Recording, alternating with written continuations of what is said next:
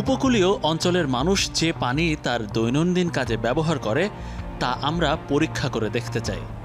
Salinity বা লবণাক্ততার পরিমাণ এখানে কত। শওকত হোসেন স্থানীয় একটি উন্নয়ন সংস্থায় কাজ করেন। তিনি যান্ত্রিক পরীক্ষার মাধ্যমে দেখাচ্ছিলেন কোন পানিতে কি পরিমাণ লবণ আছে। প্রথমে একটি পুকুরের পানি দেখা যাক, যা মিষ্টি পানির পুকুর হিসেবে পরিচিত।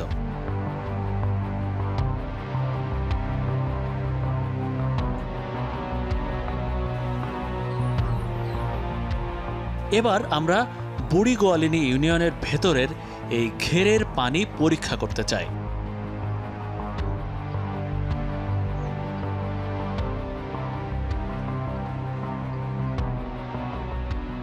এখানে কত পাওয়া যাচ্ছে ভাই?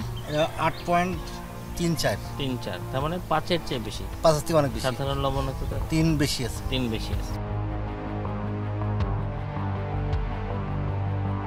আমরা এবার সুন্দরবন লাগোয়া চুনা নদীতে।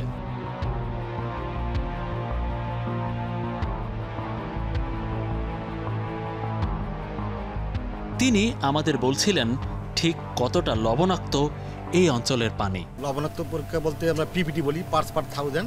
তো আমার মেশিনটাতে আসলে 30 পর্যন্ত রিডিং দিতে পারে, এর উপরে গেলে দিতে পারে না। তো এখন 30-এর উপরে এখন এখানে লবণাক্ততার পরিমাণ আছে।